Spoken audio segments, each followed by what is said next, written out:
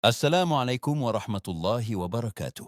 Pernahkah Anda merasa uang masuk, namun entah kemana perginya? Baru dipegang sebentar, sudah habis tanpa jejak. Pernahkah Anda bekerja keras dari pagi sampai malam, namun rezeki terasa susah? Seolah ada yang menutup pintunya rapat-rapat. Jika iya, tolong dengarkan ini sampai selesai. Karena dalam video ini, saya akan membagikan sebuah amalan sederhana. Bukan jimat, bukan pesugihan, dan bukan pula praktik menyimpang.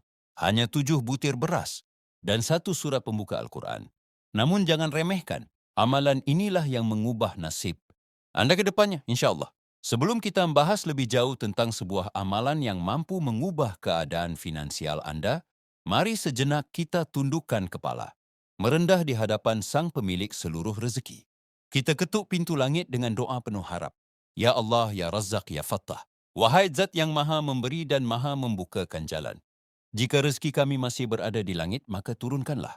Jika masih tersembunyi di dalam bumi, maka keluarkanlah.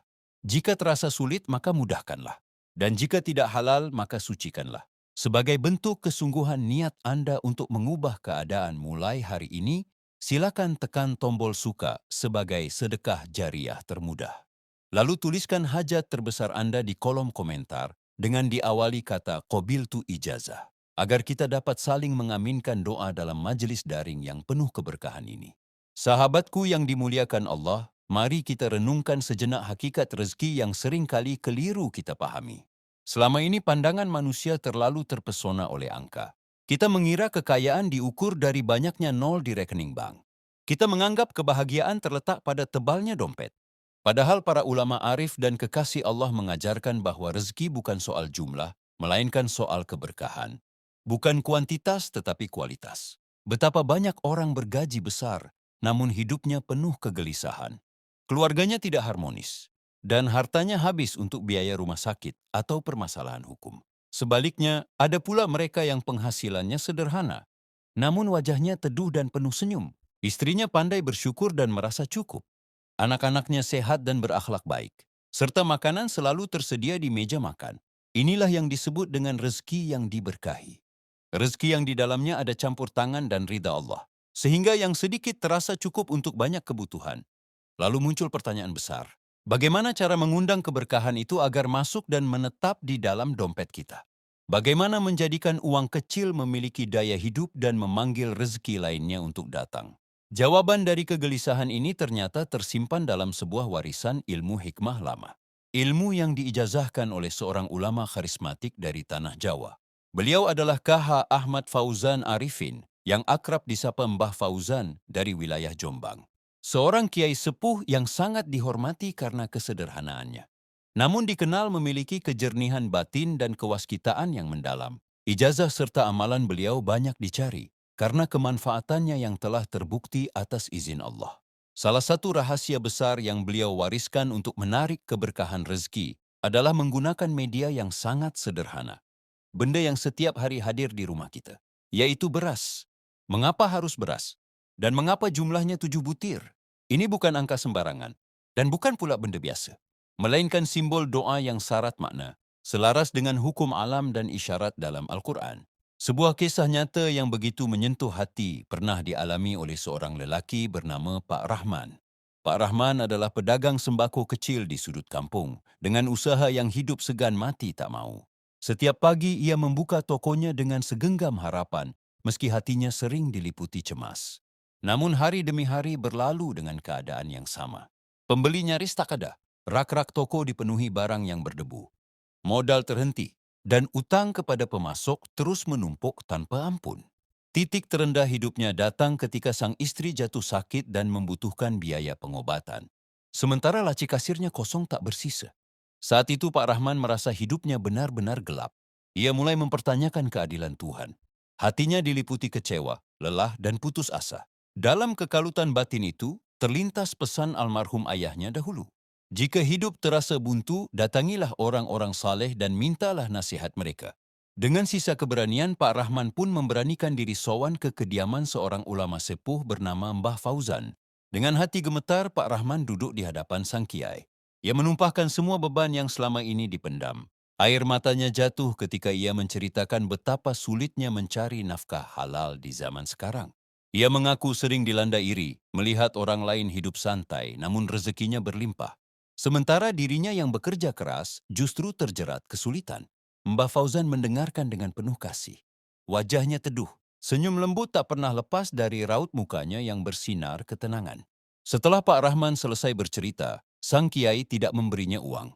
Tidak pula memberikan jimat atau benda-benda yang mengarah pada kesyirikan.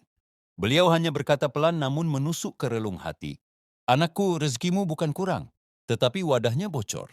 Kamu sibuk mengisi ember, namun ember itu berlubang karena syukurmu melemah dan keyakinanmu goyah. Beliau melanjutkan, mulai esok pagi, ajaklah istrimu untuk memuliakan beras yang kalian makan. Beras itu adalah benih kehidupan. Jika kamu mampu menghargai sebutir beras, Allah mampu menghadirkan karung-karung emas kepadamu. Ucapan itu terdengar sangat simbolis dan membingungkan bagi Pak Rahman. Memuliakan beras, bagaimana maksudnya? Apakah harus disembah? Tentu saja tidak. Mbah Fauzan kemudian menjelaskan sebuah amalan yang ringan, namun syarat makna, yaitu menyimpan 7 butir beras di dalam dompet setelah dibacakan surah Al-Fatihah pada waktu pagi hari. Beliau menjelaskan bahwa angka 7 memiliki kedudukan istimewa dalam Islam. Langit diciptakan 7 lapis, bumi pun 7 lapis, hari berputar dalam 7 waktu. Dan surah Al-Fatihah terdiri dari 7 ayat yang terus diulang sebagai Ummul Kitab. Ketika energi suci Al-Fatihah ditiupkan ke dalam benih rezeki berupa beras, dan beras itu disimpan di tempat menyimpan uang, maka terciptalah resonansi spiritual yang kuat. Beras itu menjadi induk rezeki, menjadi magnet yang menarik keberlimpahan dari segala arah untuk berkumpul di dompet tersebut.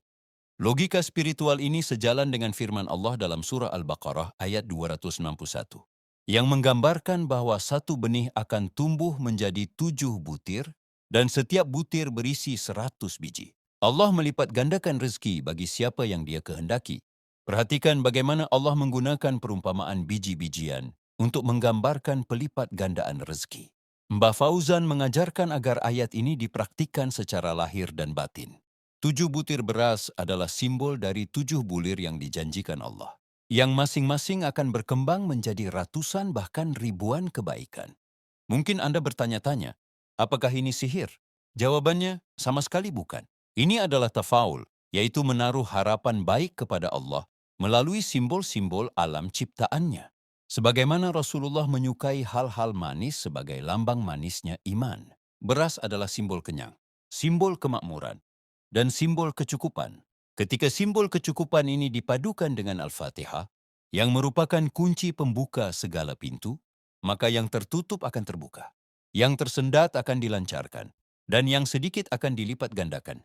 Lalu, bagaimana kelanjutan kisah Pak Rahman setelah pulang dari kediaman Mbah Fauzan? Apakah ia langsung mengamalkan pesan tersebut? Dan keajaiban apa yang terjadi di pagi pertama ketika 7 butir beras itu masuk ke dalam dompet tuanya?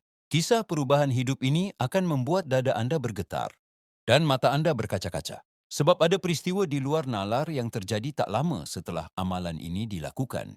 Sebuah bukti bahwa Allah benar-benar dekat dengan hambanya yang mau berikhtiar dengan cara yang benar.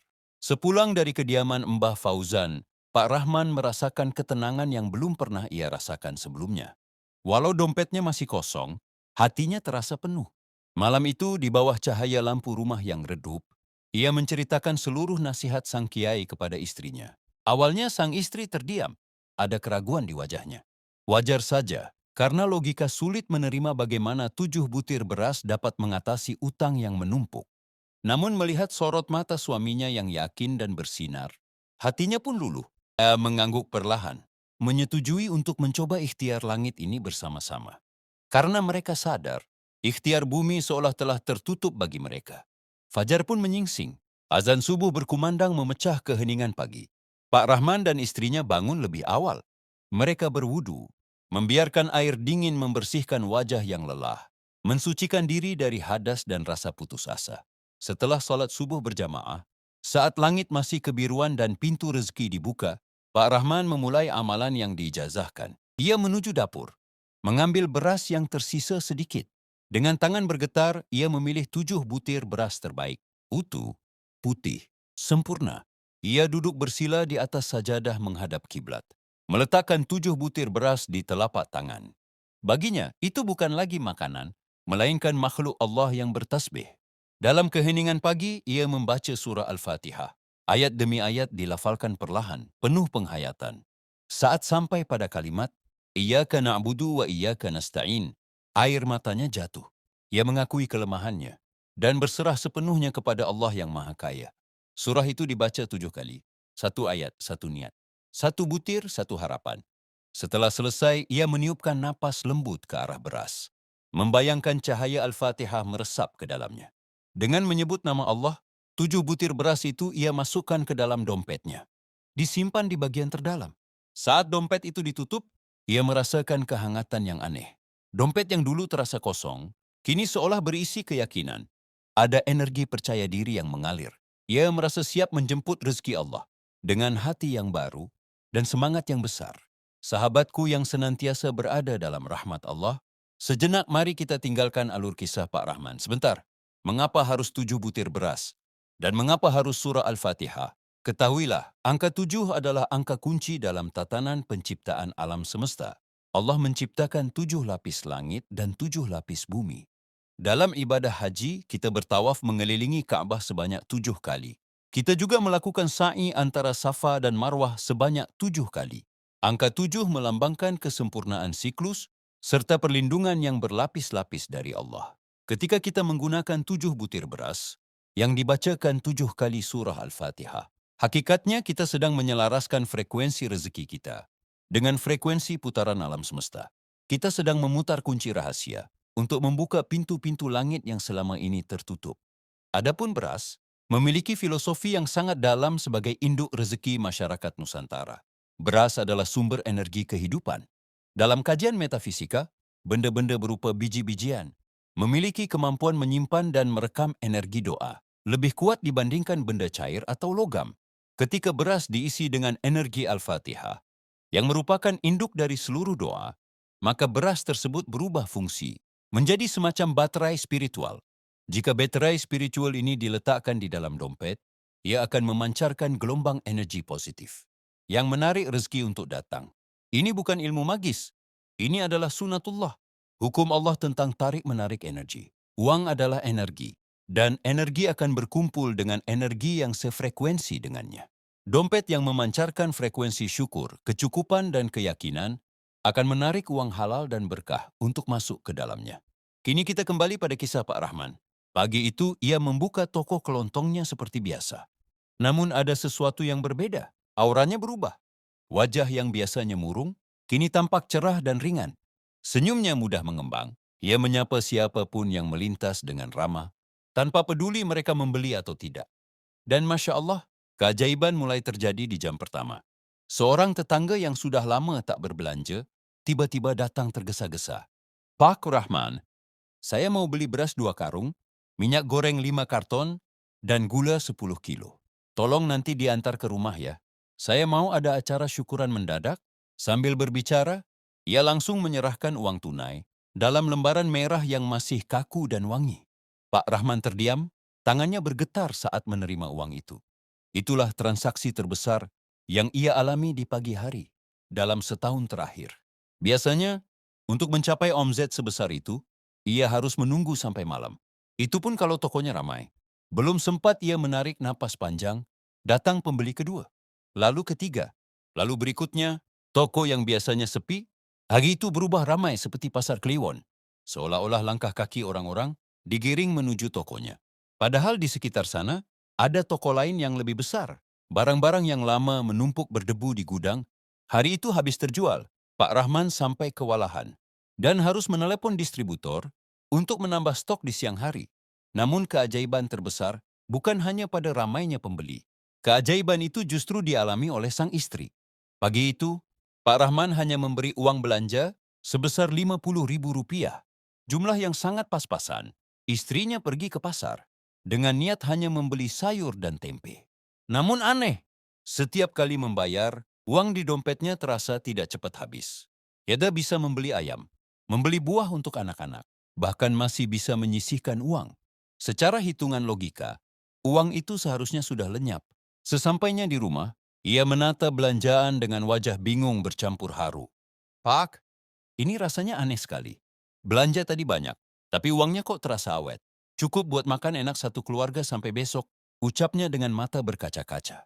Amalan ini dikenal dengan nama Riyadah Beras Barokah Al-Fatihah. Intinya adalah menanam benih rezeki di dalam wadah harta kita, yaitu dompet dengan media beras yang telah diisi energi doa Ummul Quran. Berikut panduan lengkap tata caranya, sebagaimana diajarkan para ahli hikmah dan bersumber dari ijazah Mbah Fauzan.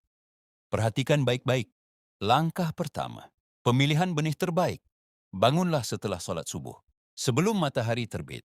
Ini adalah waktu al-ghadah, waktu turunnya para malaikat pembagi rezeki. Pergilah ke tempat penyimpanan beras. Pilih 7 butir beras dengan teliti. Syaratnya, utuh, tidak patah, tidak kusam, putih bersih dan sempurna. Filosofinya sederhana. Bibit yang baik akan melahirkan hasil yang baik. Lakukan pemilihan ini dengan penuh kesadaran sambil menyebut asma Allah dalam hati. Langkah kedua, penyucian dan pengisian energi. Berwudulah terlebih dahulu. Duduk menghadap kiblat. Letakkan 7 butir beras di telapak tangan kanan. Genggam dengan lembut. Bacalah ta'awudz dan basmalah. Kemudian bacalah surah Al-Fatihah sebanyak 7 kali. Setiap selesai 1 kali bacaan, tiupkan napas perlahan ke beras. Total 7 tiupan. Bayangkan cahaya ayat suci meresap ke dalam butiran beras. Setelah itu, tutup dengan membaca selawat Nabi sebanyak 7 kali. Langkah ketiga, doa pengikat rezeki. Jangan langsung memasukkan beras ke dompet. Bacalah doa dengan penuh kerendahan hati atau gunakan doa berikut. Ya Allah, dengan berkah Al-Fatihah dan wasilah butiran beras ini, jadikanlah dompet hamba sebagai lumbung rezeki yang tidak kering. Panggillah rezeki halal dan berkah dari segala penjuru. Cukupkan hamba dengan yang halal dan jauhkan dari yang haram. La haula wa la quwata illa billah. Langkah keempat, penyimpanan dan perawatan. Masukkan beras ke bagian terdalam dompet. Niatkan, Bismillahi tawakkaltu ala Allah. Periksa setiap hari Jumat. Jika masih utuh, biarkan. Jika rusak atau berubah warna, ganti dengan yang baru dan ulangi amalan dari awal. Sahabatku, ingatlah dengan tegas. Kita tidak menyembah beras. Beras hanyalah sarana. Kuasa mutlak hanya milik Allah. Jika hati Anda bergantung pada beras, disitulah bahaya. Namun jika hati Anda bergantung penuh pada Allah, maka inilah ikhtiar yang diberkahi. Pelajaran besar dari kisah Pak Rahman adalah adab terhadap rezeki. Setelah amalan ini, ia lebih menghargai setiap rupiah, setiap butir nasi, dan setiap amanah harta. Dan karena perubahan sikap itulah, Allah menambah cintanya. Ingat, ini adalah doa jalur langit. Harus dibarengi ikhtiar jalur bumi. Tetap bekerja, tetap berusaha. Namun kini dengan hati yang yakin, saya nak mengajak Anda, jangan hanya menyimpan ilmu ini. Amalkan mulai subuh besok, ajak pasangan Anda. Lakukan bersama.